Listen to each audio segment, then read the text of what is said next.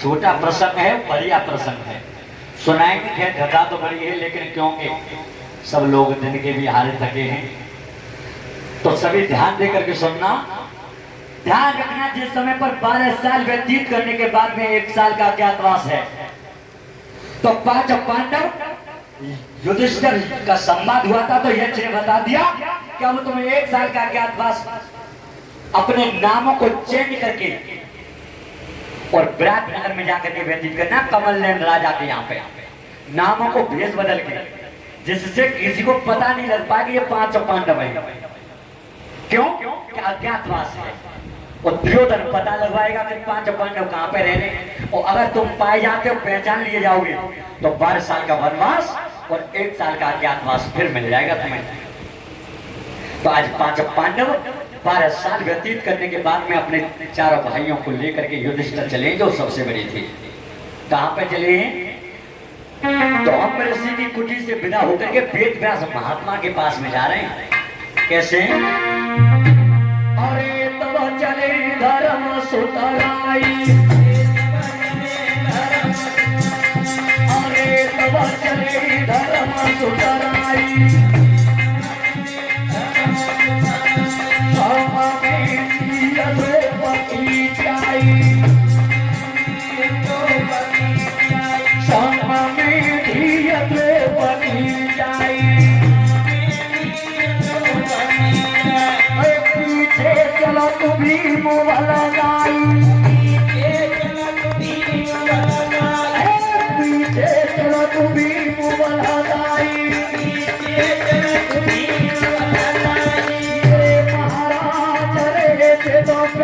कुटिया में जाइया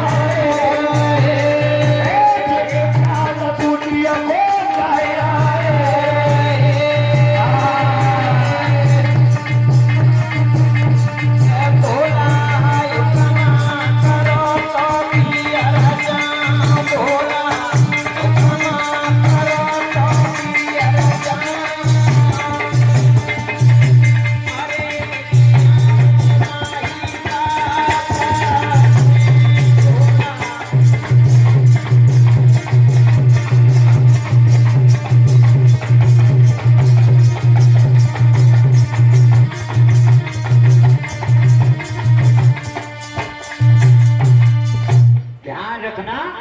युधिष्ठिर महाराज अपने चारों भाई साथ में मैया द्रौपदी भी है, और लेकर के जब वेद व्यास महात्मा के पास में पहुंचे और जाकर के गुरु के चरणों की पूजा की है, गुरुदेवता हमारा प्रणाम स्वीकार हो।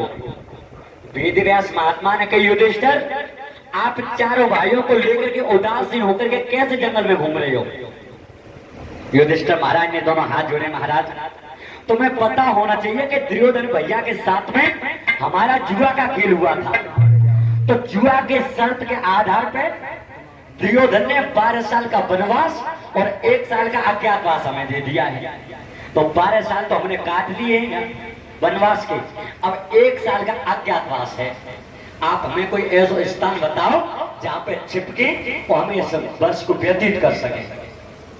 वेद व्यास महात्मा ने कहा है कि युधिष्ठिर अब तुम आसन लगा के बैठ जाओ 5 भाई, अब मैं तुम्हारी 6 प्राणियों के नामों को चेंज करूंगा। युधिष्ठिर महाराज ने एक बात और कही कि महाराज नामों को तो चेंज करोगे, लेकिन नाम शास्त्र के संगत होने चाहिए, शास्त्र संगत। क्यों? क्योंकि युधिष्ठिर महाराज ने पूरे जीवन में कभी झूठ नहीं बोला, और अगर कहीं पे जाएंगे तो नाम जरूर बताना पड़ेगा। नौकरी कर भी जाएंगे कहीं पे छिपके, और आज तुम देख रहे हो झूठ की कितनी सीमा है। चल रहे हैं आगरा पे, क्या करेंगे जी आएगी यहाँ पे पचोगरा पे। अब हमें एक बात याद आएगी, जब पीछे बैठे ये ढोलक बाए और कुछ बाजे बजा रो पाए, कुछ चिमटा बजा रो पाए। अब ये तीनों जने गए नदिया के किनारे, उसे बाजे वाले की ढोलक वाले की भैया सुन रहे हो कि समझ रहे हमारे डोकर ऐसे कि जब जब पानी में ना डूब मारते तो एक समय 1 घंटा तक बाहर नहीं निकलते, 1 घंटा तक ढोलक वाले की बस क्या? हाँ पागल हमारे डोकर की मालूम है कि बताओ कि हमारे डोकर ऐसे कि जब तक डूब जाते तो 6-6 घंटा तक बाहर नहीं आवते, 6-6 घंटा। चीमटा वाह सुनो माने की दोनों चला गए खूब लंबी माने पहले तो बाज भाई पूछिए जिम्मेदार तेज होकर कितनी देर दूर थे कि 1 घंटा कितने कि 6 घंटा और पागल हमारे डोकर की मालूम है कि जब तक डूबे है को काम तो ऐसे तो झूठ बोले हुए हैं तो युधिष्ठिर महाराज ने पूरे जीवन में कभी झूठ नहीं बोला। एक जगह पे बोल गए थे क्षण मात्र में, वहां पे भी झूठ छिप रहा है। कहां पे? अश्वत्थामा मारा गया नरोवा कुंजरो, इसमें भी झूठ छिप रहा है। तो युधिष्ठिर महाराज झूठ नहीं बोलते थे। तो वेद व्यास महात्मा कह रहे हैं महाराज नामों को तो चेंज कर रहे हो लेकिन नाम शास्त्र के संगत होने चाहिए। ठीक है, तो आज वेद व्यास महात्मा और 5 प्राणियों के नामों को चेंज कर रहे थे। कैसे? अरे राजा जो होवे नगरी को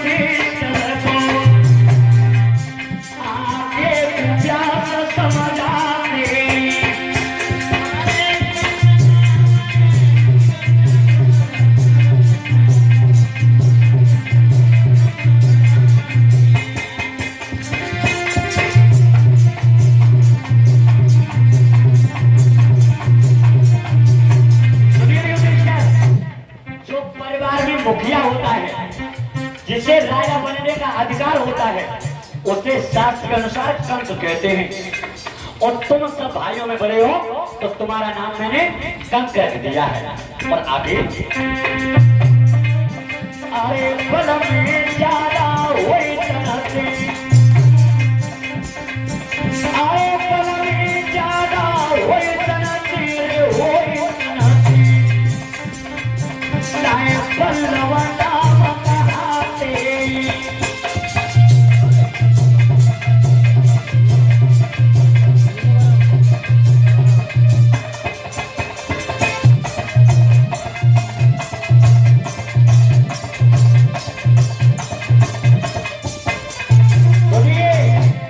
जिसकी काया में अधिक बल होता है और बलवान जिसकी काया होती है, शास्त्र के अनुसार उसे बल्लव नाम देते हैं। तो बल्लव नाम मैंने भीम का रख दिया क्योंकि भीम के समान कोई बलवान नहीं। सबसे ज्यादा बल है तो भीम की काया में। ये मैं नहीं कह रहा हूँ, ये शास्त्र कह रहा है, वेद व्यास महात्मा कह रहे हैं। तो भीम का नाम बल्लव रख दिया है। और अरे कृष्ण सुंदरी हुई नारी, कैसे रेंद्री कहलाती। अरे कृष्ण सुंदरी हुई नारी, कैसे हुई नारी, कैसे रेंद्री कहलाती।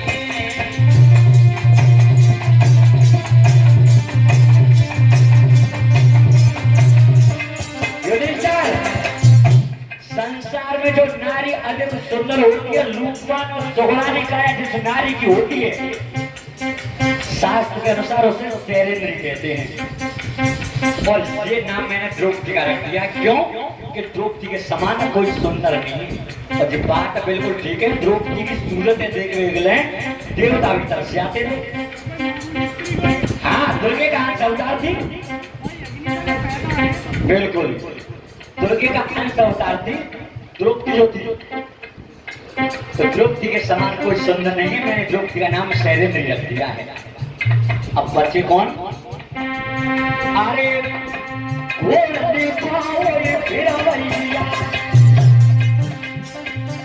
अरे वो देखो ये फिर भैया, ये फिर भैया कायल तो भूख बताते। अरे वो देखो ये फिर भैया,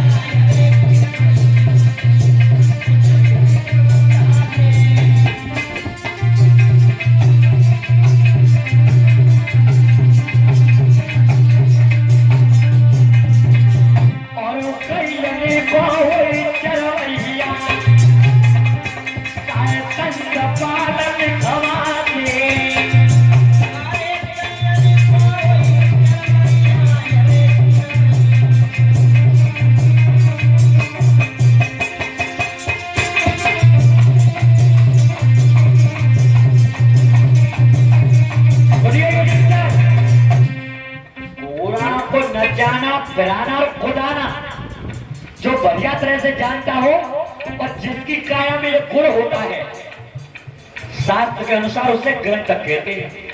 तो ये गुण है नकुल की काया में। नकुल का नाम मैंने ग्रंथक रख दिया है। और गायों को दोहना और गायों को गिरना जो बढ़िया तरह से जानता हो उसे संतपाल कहते हैं। तो ये नाम मैंने रख दिया है सहदेव का। अब बचा कौन है? अर्जुन। दादा व्यास समझ आई नर और नारी जगत में ना कोई, अरे पाई कोई जाना मोहे, पाई को लाना मोहे।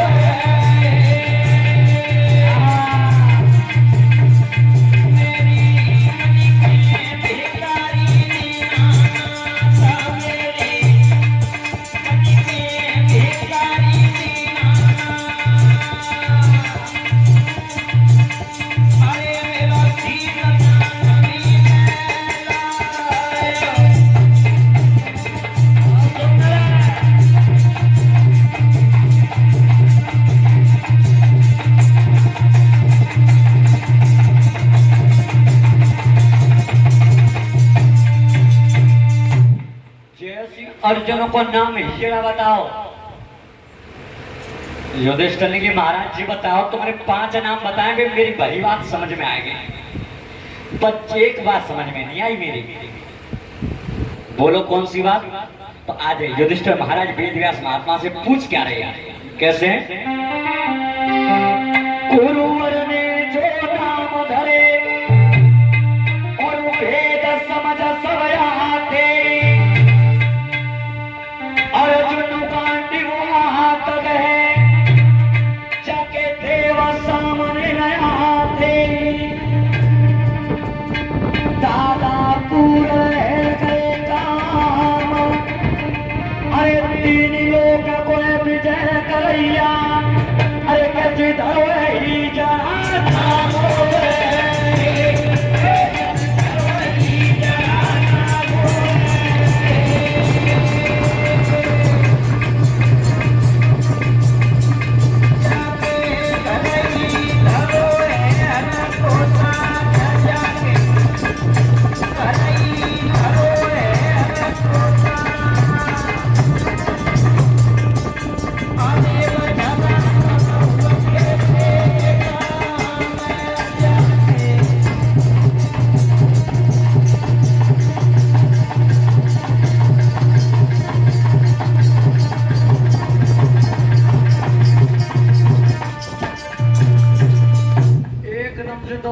जोड़े युधिष्ठिर महाराज ने।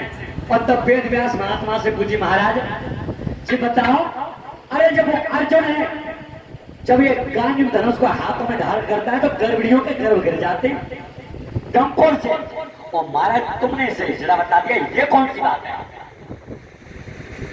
तब वेद व्यास महात्मा ने युधिष्ठिर से कही, युधिष्ठिर जो तुम्हारा भाई सामने पर खड़ो अर्जुन, जब नामती हिजड़ा ना है कि जिस समझो कोई नामती हिजड़ा हो, ये रूप से भी हिजड़ा है। महाराज ऐसा हुआ क्यों?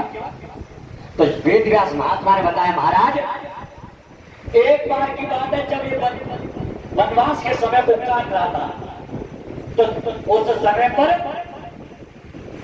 देवराज इंद्र अपने नगर अमरापुर के लिए बुला करके ले गया था। इंद्र ने जिस भवन में अर्जुन को ठहरा दिया था उसके ठीक सामने पर उर्वशी नाम की अप्सरा रहती थी। अप्सरा जो ध्यान रखना देवलोक की सबसे श्रेष्ठ नृत्यांगना थी। तो आज अर्जुन जिस भवनों में ठहरा हुआ था तो उर्वशी नाम की अप्सरा ने जब अर्जुन को देखा है और तब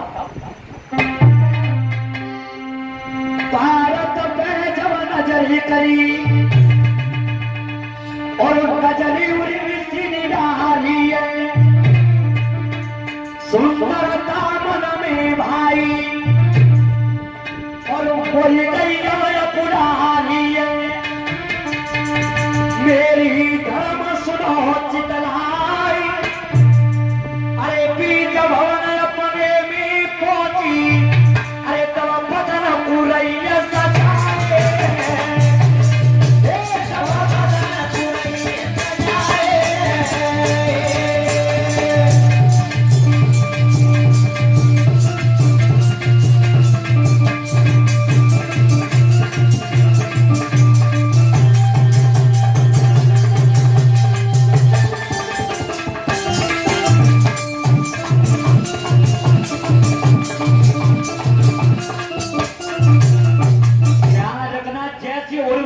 अप्सरा ने देखा है अर्जुन को। अर्जुन भी बहुत सुंदर था, रूपवान था, क्योंकि नारायण था, भगवान कृष्ण नारायण थे, वो नर था, हैं? तो सुंदरता तो थी अर्जुन पे। और उसी नाम के अप्सरा ने जब अर्जुन को देखा है तो ध्यान रखना माँ साहब, आज अपने महलों में जाकर के वो कर्म कर रही है जो इंसान की सबसे बड़ी कमजोरी होती है, अपने शरीर की सजावट करने लगी है। कैसे बताते थे बाबा महाराज सिंह जी? अरे तेलू बोले लखू के सनु में लियो नारी,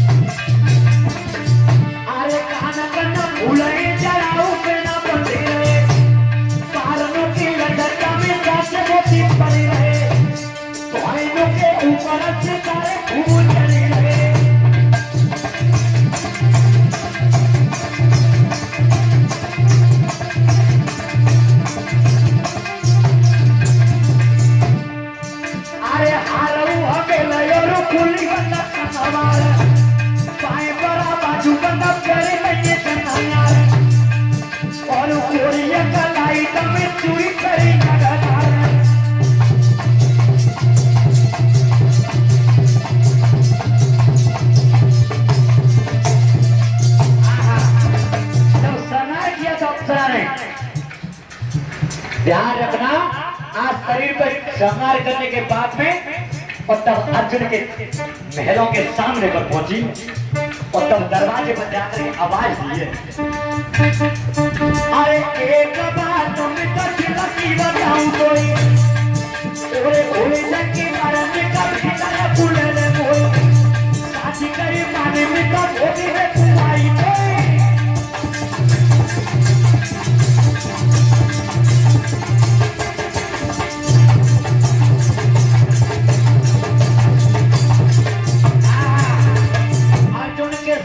पर भवन के सामने पर पहुंचे अप्सरा। तब अर्जुन से कहा कि यह तो मंत्र को खोल दीजिए। अर्जुन ने मना कर दिया कि ये तू सोच करके आई हो कदापि नहीं हो सकता। क्यों? कि इंद्र मेरे पिता है, मैं इंद्र की संतान हूं और तू देवराय इंद्र की अप्सरा है, ऐसा कभी नहीं हो सकता है। जब अर्जुन ने मना कर दिया, मेरी सुनियो कुमार